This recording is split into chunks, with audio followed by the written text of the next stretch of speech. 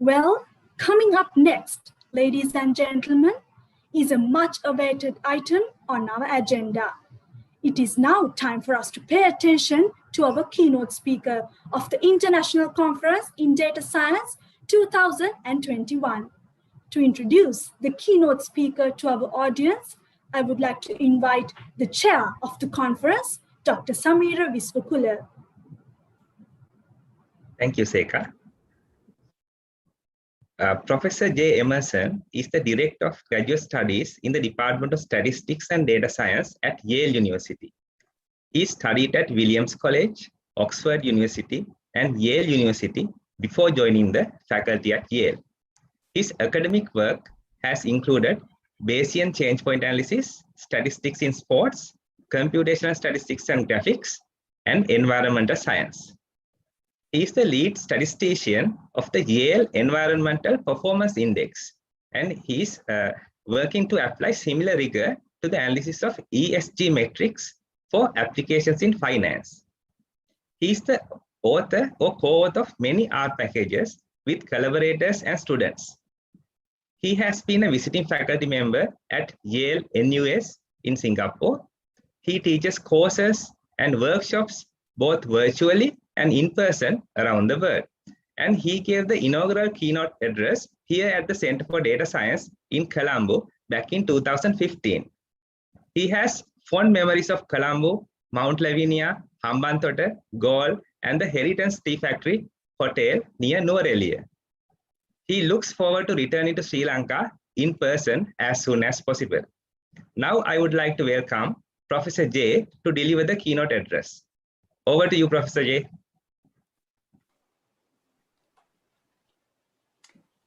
Thank you very much.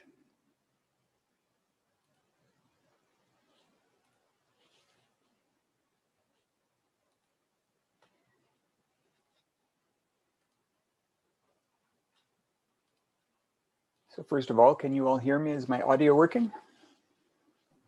Yes, sir, we can hear you. Thank you so much. I found a photo from one of my visits to Sri Lanka, and yeah, I'm using it as my Zoom background here. I'm very pleased to be here. I should thank the conference chair, the head of the Department of Statistics, the Dean of the Faculty of Science, as well as the Vice Chancellor of the University of Colombo for their welcomes and introductions. It really is a pleasure to be here. And I was here first back in December of 2015. I'm very pleased to be invited to give the keynote address at that inauguration ceremony of the Center for Data Science. Honored to be there in person, it's important to emphasize. And I really am sorry that I can't be with you in person today. So a brief comparison of what I spoke about in 2015 versus 2021. In 2015, I included some technical examples with code, and I decided for this talk today that I would not. I'm going to give a higher level talk that I hope is accessible to everyone, and I hope at the same time that I can give you something to think about. So since 2015, a lot has gone on in the world of data science and at Yale. We actually changed our name from the Department of Statistics to the Department of Statistics and Data Science. Interest in the field has just exploded. We had an early small major with only 4 or 5 students a year, and we now have 60 to 70 students per year in the major.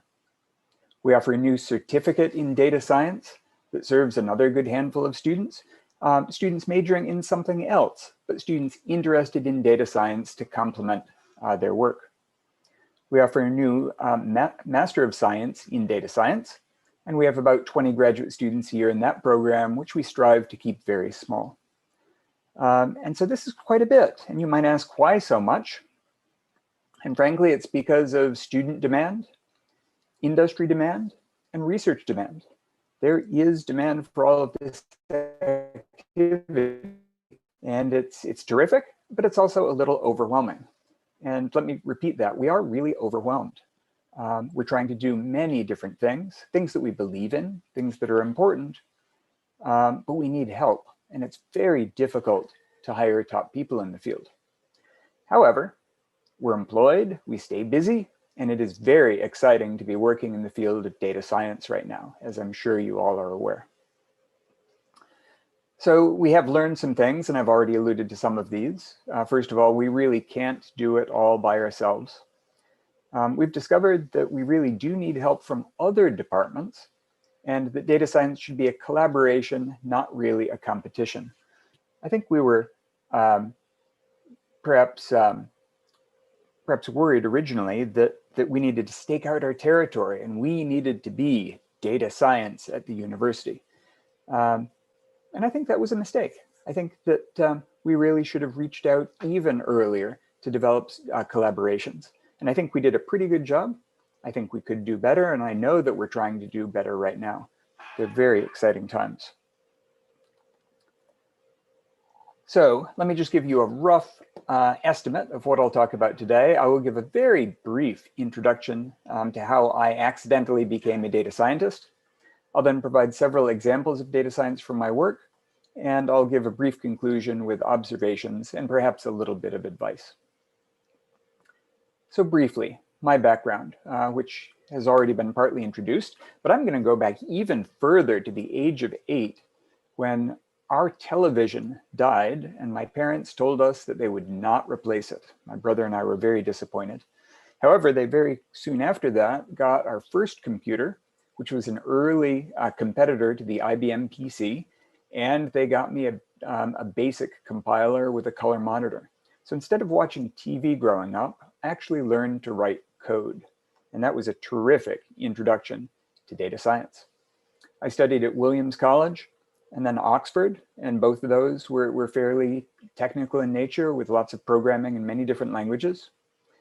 I decided that economics was not for me, so I returned to the US and went to Yale to do my PhD in statistics, working with John Hartigan. But again, I did lots of computational things, programming in many different languages, and did early consultations for CBS network television that you could really call data science. But back then, of course, we weren't calling it data science. After that, I actually worked in the Department of Geology and Geophysics for several years doing Unix systems programming. Again, increasing my technical background, and was able to do part-time teaching in the Department of Statistics. And this really provided some of my earliest collaborations with people outside of our department and gave me some breadth of experience, getting to know people who really were doing data science, but they were doing data science from other fields. And I'll come back to that thought later. I then joined the faculty, and I've been on the faculty since, doing many different things, including advising of PhD students. I'll talk a little bit later about statistical clinics. I have been director of graduate studies pretty much forever. It's something I really do enjoy. And I love to travel, and I certainly hope that I can travel and come visit you in the coming years. I have one more slide here, and then we'll get into the meat of it. I also do private sector consulting and training, and really part of this, of course, is for my own benefit, but part of it is an opportunity to build bridges between our department and some of these companies, organizations, and government institutes, because they really do provide wonderful opportunities for our students as they enter the world as data scientists. So the core of my talk will really cover 3 different examples. Two are relatively short topics, and one is a little bit longer. And I'm going to start by talking a little bit about the statistical clinics. The main example is one from real-world data analysis, and then I'll close with some thoughts about course development and collaboration, because I think that's particularly important to note in the university setting. And as I promised, there will be no code today. So the statistical clinics are really a service that I offer with my graduate students to other students, faculty, and researchers around campus. And it meets every Friday afternoon during the semester. It's 2 hours long, and we only have 1 visitor per day by appointment. The starting point is a data set. It's that simple. A data set and some research interest. We don't do any preparation for this, and that might sound very odd, but I'll give you a little bit more detail here in a minute. It does require humility, a willingness to ask questions, to make mistakes and recover from those mistakes. And it's a little bit scary sometimes, but it's a lot of fun and a terrific learning experience for our students. So the first 5 minutes involve an introduction from the visitor, and then the visitor introduces the problem. What are they trying to learn? What do we have available in the data set? Maybe what have they done already as part of their own exploration? And then the rest of the session is really real-time, interactive data analysis. It's a three-way conversation between, say, me as the leader, my students, of course, helping. The second party to the conversation would be our visitor or client, you might say. And then the final party to the conversation is the data set. And we, of course, humans, talk about what we're trying to learn, talk about what we know, talk about what we suspect might be true, and then we can go to the data set and explore it and see if, in fact, it is true, or if there's evidence that it might be true. And that distinction, of course, is subtle. We all understand it, but that even is a little bit odd for some of our visitors. So I promised to keep that brief. The main example that I have today is from a real-world data analysis project where I encourage you all to do things that have visibility. I think that's very important in academia. And the last time I gave a talk in Sri Lanka, I talked about work that I had done in the scoring system for Olympic figure skating. And it's a terrific example. I love talking about it, but I didn't want to give the same talk twice. And so instead, I thought I would turn to work that I've done over almost 20 years now on something called the Environmental Performance Index. And I have a series of slides. Some of them are general and some of them are very specific. And we'll talk a little bit about Sri Lanka. So the Environmental Performance Index is a collaborative project between researchers here at Yale University and at Columbia University. And we provide a ranking of countries based on lots of different elements of environmental performance, but divided into two main categories. I'll speak about that more in a few minutes: environmental health and ecosystem vitality. We do this every 2 years. The very first release was the Environmental Sustainability Index, and I was lucky to be on a dissertation committee of the graduate student who was one of the lead authors on that project back around 2000. It started out as the Environmental Sustainability Index, but then it morphed into the Environmental Performance Index. And that was because of preferences and an awareness of available data on the part of the researchers who were really environmental scientists, not data scientists per se. Every 2 years, we bring out a new version, and you can see the covers here look very similar. We try to keep them colorful, exciting, and we try to reach out to people outside of academia. For years, we actually released this at the World Economic Forum in Davos. Of course, the last year or two has cut down extensively on travel, but we hope to maybe rejoin that in the future. At the highest level, we have overall scores coming out of the EPI. The last release is 2020, and we're starting the new release right now. And we always summarize the top few countries and highlight the United States. That's fairly typical. And I think we have about 180 countries with sufficient data to provide rankings. We have color-coded groups of rankings here. And I think probably if you look at that map and you look at some of the shadings, I don't think there's probably big surprises there, just based on your awareness of the world and what you know about various countries in the world. But let's dig a little bit deeper. The EPI report isn't just about one overall score. At the highest level, we do have one overall score, but beneath that, there is a wealth of information. We provide scorecards on each country. We make important peer group comparisons, and I will come back to that, talking a little bit about Sri Lanka. And we also try to look at trends. We'd like to say, well, you might not be that good, but you're headed in the right direction, and we're encouraged by that trend. Or on the flip side, you were doing really well, but you're headed in the wrong direction. Both those things we think are very important. So this picture really sums up the overall index, together with the one maybe on the next page. At the very top, we do have the overall environmental performance index. Beneath that, we have the 2 policy objectives. That's the terminology we use to describe environmental health and ecosystem vitality, shown here maybe in the center of the circle. Inside each of those, we have issue categories.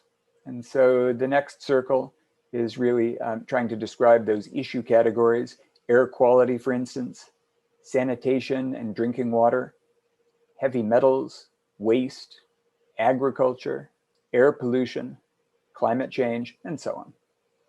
And then within each of those issue categories, we have individual, most detailed metrics or environmental indicators. And that is the organization of the EPI. You could also think about it this way. If you're teaching a class, you might have various assignments, tests, and papers that contribute to a course grade. And you as professor might be done with it at that point. When the course is done, the students take off and that's it. But you know, of course, the students are taking many courses. And so they might then have an average grade for the semester. Or over the course of their entire studies, they would have an overall GPA. And that's essentially what we're doing with the Environmental Performance Index. At the lowest level, we have individual indicators that are then aggregated up into an issue category, and those into the 2 policy objectives. And finally, those are averaged together into the overall EPI score.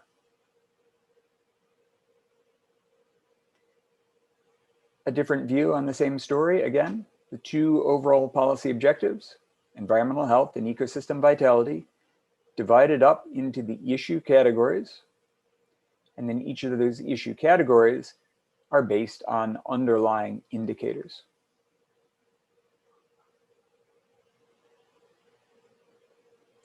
We do have some indicators that are new, innovative, and are drawing on best practices by environmental scientists, not just at Yale and Columbia, but at other colleges, universities, research institutes, nonprofit organizations. We use data from the World Bank, the United Nations, and many other sources. This is just one example of that, where we've tried to do a better job studying ozone exposure over the past few iterations of the EPI. So the EPI 2020 results are all available online. One very important aspect of this that I like to emphasize is quite simply transparency. And by transparency, I mean that we are not hiding anything from you. All of the data sets that we use are available for download on our website. Everything is documented. The details of our methodology, the targets for good performance, or at the other end of the spectrum, bad performance, various transformation of variables used, everything is included there in the documentation, appendices, and available for downloads. Of course, if you don't want to download and actually work with the data, you're welcome to browse through them on the web. But by making this completely transparent, we're acknowledging that this isn't the only way to do this. It's important to acknowledge that there's nothing sacred about the way we have put the information together. Now, I might think we've done a pretty good job. I would acknowledge that each new iteration, we notice new things in the data that weren't there before, and we might adapt the methodology somewhat. We try to incorporate new variables that are best in class, high quality, preferably available as time series, so we can study trends. We're trying to do the best we can with data sets that can be available to the entire world without making use of proprietary data sets that would be hidden. Another example of what we try to do is, once again, to study trends. In the area of environmental health, this slide is showing, perhaps, trends at the world level.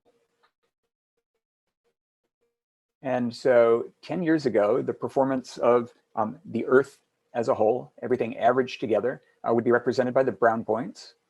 And then the current performance in 2020 would be shown by the green points. And it looks like we actually have improvement pretty much there, other than it's worth pointing out, the controlled solid waste variable for waste management is a new indicator, and therefore we're unable to study any trend. Ecosystem vitality is quite a bit larger. And here you have a mixture of changes. We have quite a few things that are increasing over time, and that's hopefully a good sign for our world. We do, however, have some areas where we're getting worse. For instance, all the way down at the bottom, black carbon emission and CO2 from land cover. Those really look like we're heading in the wrong direction, and it's going to be a problem for the world. There's one curious thing here you might have noticed up near the top, the marine protected areas. 10 years ago, we might have been at 72.4, and now we're at 100. I looked at that actually, and I wondered if there was a mistake in our code. But I checked with researchers, and actually that's an area where we have made terrific progress in marine protected areas. And the target that is actually used to describe what a perfect score of 100 would be is such that as a world, we're exceeding that target. Now, maybe the methodology and the target needs to change to encourage continued protection of these marine protected areas. But that actually looks like a case that's a great success story. So these are all at a very high level. You might be saying, well, that's great, but why don't you tell us a little bit about Sri Lanka? So let me see if I can do that and show you how you can dive a little bit deeper into the data and make comparisons. And I think one very important comparison to make is based on region. It doesn't make sense for everyone to compare themselves to Switzerland or Norway, right? We can't all be as good at environmental performance as wealthy countries like Switzerland and Norway that have a long history of environmental protection and activism. So we have these geographic regions, and that of course is just one way to group countries. But if we do that, then we can zoom in and look at the results. This is showing a simple scatter plot on the x-axis, the environmental health scores, 0 being the worst, 100 being the best, of course, and on the y-axis, the ecosystem vitality scores. And so this is showing a world scatter plot, but with coloring based on region. But I'm hoping that everyone here is looking at that and saying that's not very helpful, and you are right. So let's move away from this to something that might be a little bit more helpful. Visually, separating these plots into separate scatter plots by region, and then highlighting a small sample of countries within the region. So these are just 4 of the regions that we saw a few slides earlier. But down here in Southern Asia, we have Sri Lanka right there. And Sri Lanka is an interesting case, actually doing very well within the region. If we skip ahead a little bit and consider the overall EPI score, and considering that as it relates to GDP per capita on the x-axis, there's also an interesting story where Sri Lanka, within the region of Southern Asia, does very well, not only in terms of economics, GDP per capita, this is logged, of course, but also does very well in terms of the overall EPI. In fact, if you took Sri Lanka and put Sri Lanka over here in sub-Saharan Africa, it would be about there, and it would be one of the leaders if it had been in sub-Saharan Africa. It would actually stack up reasonably well in Latin America, and not in the top half, but doing okay in the greater Middle East. And that's a little bit easier to see when you split the plots apart like this. If we really zoom in and focus on the real success story for Sri Lanka, the environmental health part of the picture, Sri Lanka does very well together with Maldives. Those two are way ahead of the rest of the pack in Southern Asia. A few more things here. I cut off the table because it was really too big to appear in a slide. So this is the bottom of 3 columns of the table. And we can see Sri Lanka right there, overall having a rank of 109, ahead of China, ahead of India, ahead of a lot of other countries that you would recognize, and sitting almost in first place, but a very close second place behind only Bhutan in the Southern Asia category. So what are perhaps some areas where there could be some improvement in Sri Lanka? Waste management and controlled solid waste, some things associated with fisheries, fish stock status, trawling, and possibly water resources and wastewater treatment. Those would be things that maybe would be identified as areas of improvement. However, there's some where there's real success stories. And so here you might say these are areas of leadership for Sri Lanka. Terrestrial biome protection, wetland loss is very low, that's terrific. And the emissions growth rate in methane and nitrous oxide, for example. Sri Lanka can be considered a leader there, and it really helps the scores. It's one of the reasons that Sri Lanka is doing so well within the region. And so there you have a basic summary at the highest level, and then down at a lower level for Sri Lanka compared to the region. And so I'd like to shift to the third example that I have and talk a little bit about course development and collaboration and the importance of course development and collaboration to a budding data science department. And frankly, that includes most data science departments because they're relatively new. Although as I think about it, I think it's really a terminology issue. I really don't feel that I've been doing anything differently in the last 5 years. I've always done things that were very data-centric, computationally focused. I think it's a change of title in some ways. And that is important, I think, for academia, but it's just important to acknowledge that data science is far older than the last few years. It's really just a new use of a label to describe what many of us have been doing for a long time. So I want to talk a little bit about things that we have done here that have worked for us and might be possibilities for you to consider. And again, there's reasons behind these. You can't do everything for yourself. Someone spoke earlier about the growth in data science and the numbers of students who are taking data science. It's very difficult to teach large classes and maintain quality. And you can't do everything yourself.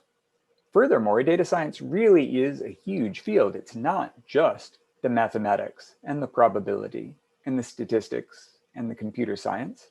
It's those plus all the areas of application: medicine, biology, physics, astronomy, political science, psychology. Researchers from all of these fields and more are doing data science. And they are domain experts, and that domain expertise is critical to applied projects. You can't do it all, and so you need to partner with them. And I see that as an opportunity and not a competition. University resources are scarce. You will get more support from the university if you can form partnerships with other departments, bring them in, offer them a chance to be involved, and together through that partnership, you can be more productive and attract greater resources from the university and perhaps from sponsors who are interested in working with you from industry. All these constitute wonderful opportunities. So examples of this, first of all, the statistical clinics. I won't go back and talk about that again. There's two others that I'll mention briefly in this section. One is a collaborative introductory statistics course. It's very different from anything I've encountered anyplace else. And it's been a success for quite a while now. And then a new, very new certificate in data science. And the important aspect of the certificate is that it's not just us. We're benefiting from support from other departments to help make it happen. So first of all, I won't say anything about the statistical clinics that I talked about before. Collaborative introductory statistics. So introductory statistics is taught many different ways around the world.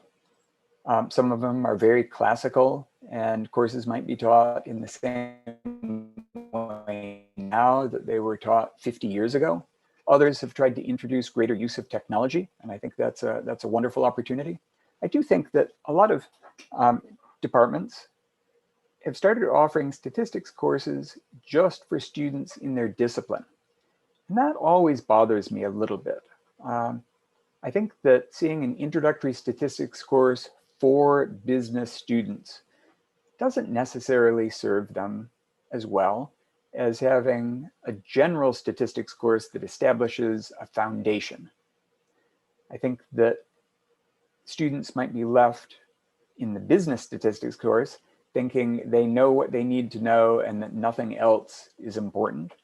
I think that the mathematics tends to be a little bit watered down and they tend to avoid use of technology. Every discipline has its own approach, and I think that's valuable, but I don't think that that should be the only coverage of the course. And so we have an introductory statistics course that tries really to bridge the two approaches to the field. This particular course is divided into two halves. In the very first half, we have a wonderful lecturer who provides a general basic introduction to statistics, including numeric and graphical summaries, the necessary probability, covering core topics and hypothesis testing, confidence intervals, and regression, followed by a midterm exam. And that first part of the course is taught to everyone, even though, in fact, you might think of there being 6 courses here. The first half of the semester has all of the students together under the instruction of one faculty member who gives a wonderful general introduction. For the second half of the semester, those 6 courses split apart.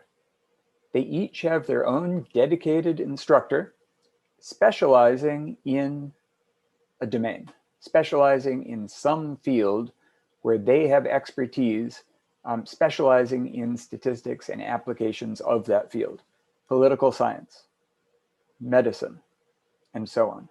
And so those are much smaller.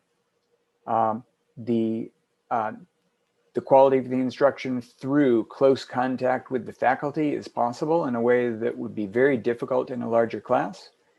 And the students are drawn into the topic because at that point, they can see examples using real data sets and using techniques customized to their area of interest. And I think those two aspects of the course are complementary. And I think that this has been very effective over the last few years. I guess I had a slide that actually summarized all of that. It's very late at night here, so bear with me. The first part of the term is in fact 7 weeks, and then the remaining weeks are divided into field-specific sections. But the key is that this can't just be done with faculty from data science. You can't do it. You could do some of it. Maybe someone happens to have a little expertise in medical research, but it's far more effective if you can pull in faculty from other disciplines. Have a professor from political science joining for the second half of the semester and picking up that small class of students most interested in political science. This winds up being a very effective way to collaborate, and we enjoyed the support of the university in this new initiative. I hope that you find the same is true if you do this or something like this that works in your settings. The certificate in data science. Now, it's one thing to say, well, we wish everyone would study statistics and data science, but that's not realistic. I think we also need to recognize that not every student needs to take all of our courses. Not every student needs to become an expert. So we do love our students, but it would be unrealistic to think that we can teach everyone, and furthermore, we really would be completely overwhelmed. So what we do need, though, are good students who have interests and expertise in other fields, generally with very applied interests and interests in working with real data. And we need those to come and bring us their expertise and to share their knowledge with us, and we can help them hopefully learn what they need to do to conduct their research. And it doesn't take that many courses. Just a few courses can be helpful to these students, but without distracting them too much from their course of study. It might be that 1 or 2 courses counting towards the certificate could actually be quantitative courses from within the student's primary area of study. And that, again, is the key. This is collaborative. Not all of the courses are taught by us. We need to rely on contributions from colleagues in other departments who do quantitative work and are experts in their field. And they can offer courses that are completely legitimate data science-y courses, even though they're not taught by faculty within data sciences. Finally, and probably the most important part of this, is that this certificate does provide a visible certification for students upon graduation. That's very useful as they head out on the job market and start looking for jobs as data scientists. And this benefit is not just for our students who are majors, but then for students across the university who are interested in adding data science to their course of study.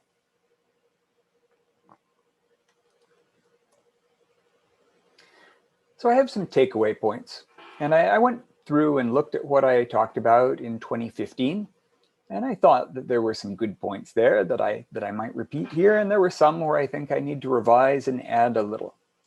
So let me try to do that now.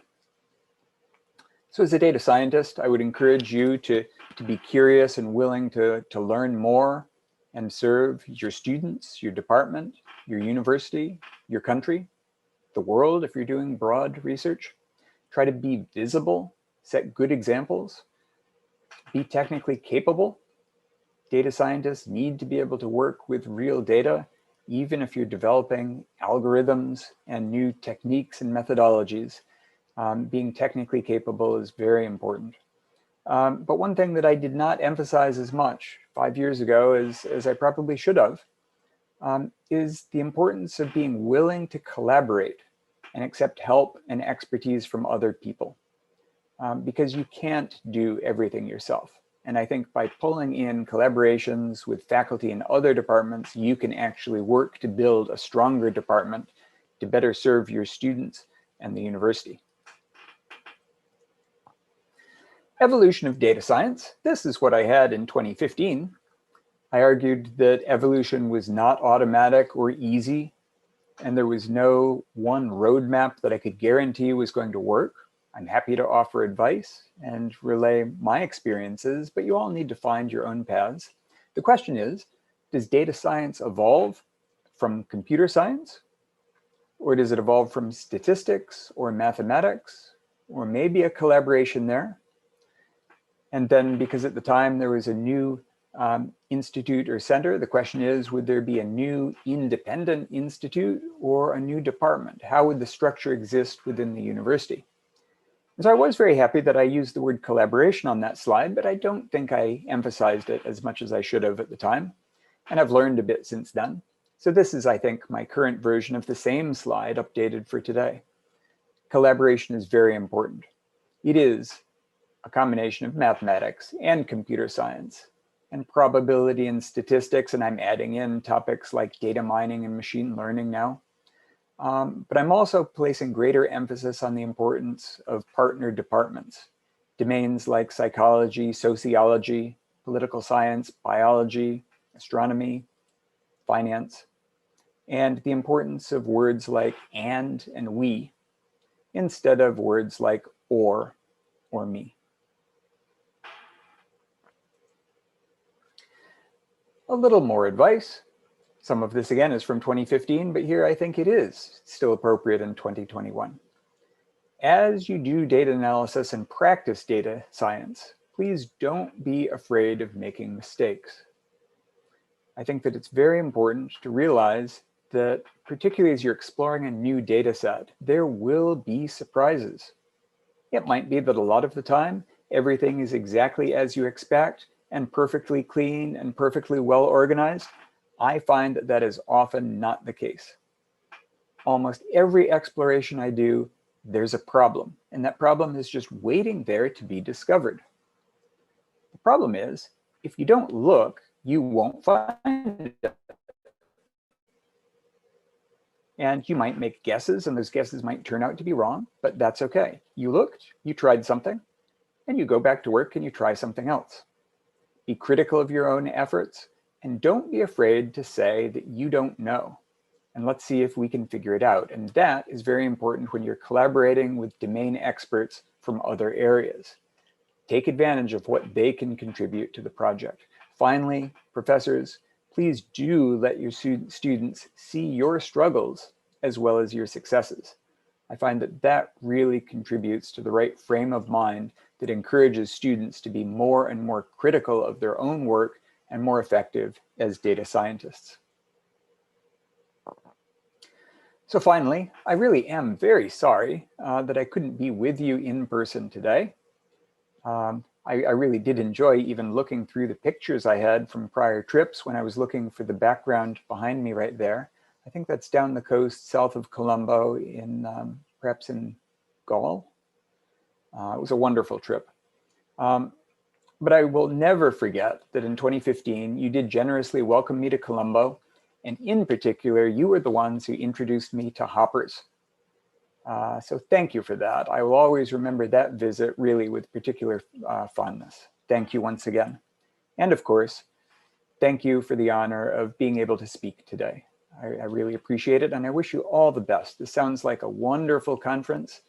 You have lots of great speakers that will probably give more technical talks than I just did, and that is terrific.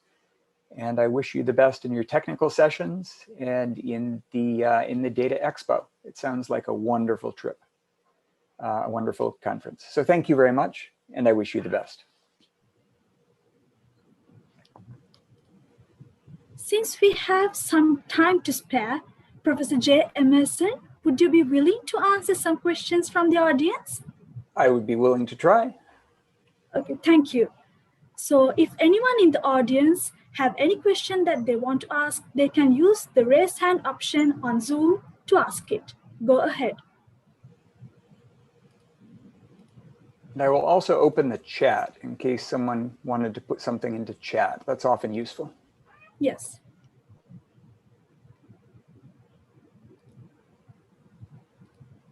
I also looked at your schedule. You're very busy today. I didn't see any breaks on your schedule. We do have a break at around, I think this session is supposed to end at 11:15, 11 or something like that. We will have some time in between. Okay, good. That's important. We have a hand up. Go ahead. I see that we have a question from Dr. Artigala. Madam, you can unmute yourself and ask the question now. Hi, Professor J. I'm Dilhari from the Department of Statistics. Thank you so much. How can I help you? I was excited about the graphs and charts that you showed on environmental index, and was happy to see where Sri Lanka was. I'm just curious. I noticed that it was only, the data was only up to 2020. I'm just curious to know, with your gut, with your instinct, where would we be after the Express Pearl disaster that recently happened? I was very curious to know where would we be in your chart. Yeah, that's, I'll tell you what, that's a terrific question for the following reason. The pandemic has completely disrupted the world economy and impacted the environment in many ways. Some being short-term impacts and some being longer-term impacts. For example, I think that the carbon emissions were greatly reduced due to decreases in travel, for example, and decreases in economic activity, and that decrease in carbon emissions would be a good thing for the environment. And that sounds wonderful, but it's temporary. Things are recovering now and are getting worse again in that respect.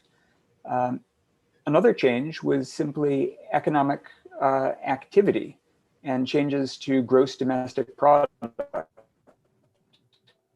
And we have certain indicators that are denominated by GDP or GDP per capita.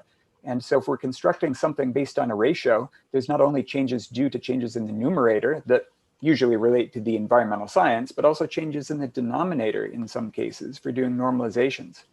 And so I'm actually very worried about this right now as we go into 2022, because I think we're going to face actually data science-y types of challenges in trying to continue to do the EPI and produce a 2022 EPI in a way that reflects the science, but also acknowledges that it's been a very disruptive 2 years. I think it's going to be a challenge to effectively compare the 2020 EPI to what we saw in, rather the 2022 EPI to what we saw in 2020. So you asked if I could make a prediction, and I think the answer is no. I have no prediction. And the difficulty is that the pandemic will impact different countries in different ways.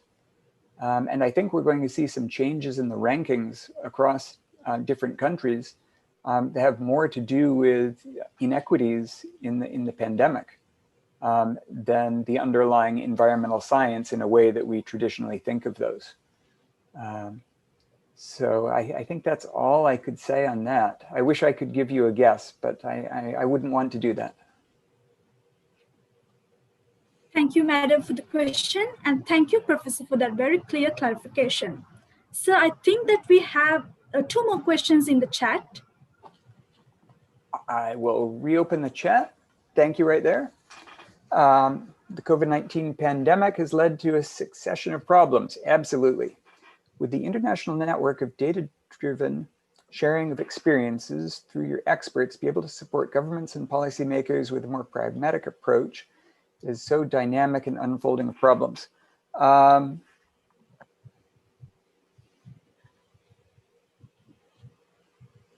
would say that the methods that we use to make sense of environmental performance could be generally useful. I don't think that I can claim that I or my team at Yale or Columbia and our work specifically on environmental performance is apt to help give the insights that you allude to. But I think that the methods that we used in our project could be very effective in other areas where there's domain experts and different sorts of data sets that relate to different facets of the pandemic. I think that's as good as I could do on that first question. The second one, a key takeaway, being humble, that's my favorite. It serves me well. Be humble and collaborate with others across disciplines, and be open for students to see your struggles, both of which we in Sri Lanka and most of Asia are really bad at. Well, we work in silos and play the role of experts. So you're making an observation that you are in a position to make, and that's critical. I work with people around the world, and I generally find that almost any place I go, there are people who are humble and who are willing to collaborate with others. But often they are in settings that might make it very difficult to do that. And so all we can do is work together and discuss things that we think are important and discuss things that we value, and recognize that sometimes improvements will be very, very slow to come by. And that can be frustrating at times, but if we work together and we communicate and try to collaborate and share experiences across institutions that can be very different, I think that's probably the best we'll be able to do. We have perhaps one other hand up from Rohan Fernando. Yes. Mr. Rohan Fernando, you can ask the question. Hi, Professor Jay. Thanks. It was really insightful and interesting. So I was just thinking about the, going beyond this and thinking about ESG and trying to get your view on ESGs, because right now ESG investments are quite interesting, and a lot of people are talking about it.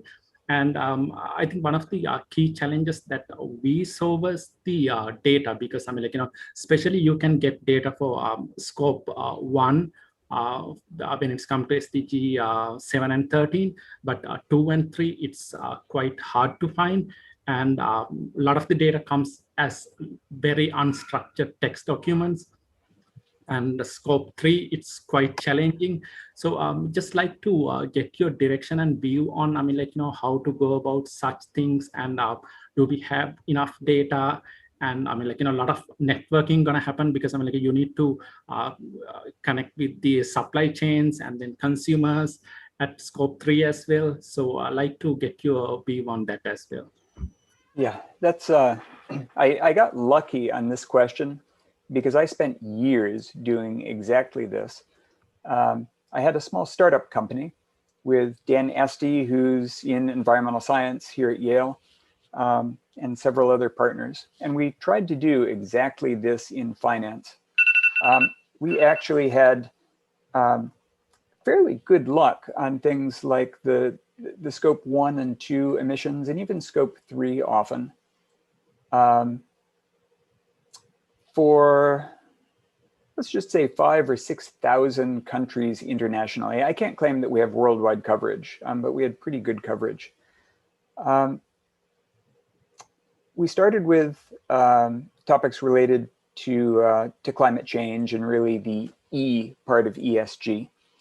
And the biggest challenge we had, quite simply, was data availability. A lot of data out there would be proprietary, coming from companies like Reuters or MSCI or IRCM, which is now ISS in Germany, or Sustainalytics. You probably recognize some of these companies, but those data sets are proprietary, and each of them have their own strengths and in some cases weaknesses. The approach that we were trying to take would be to merge together all available data from different sources to do our best job at making sense of them.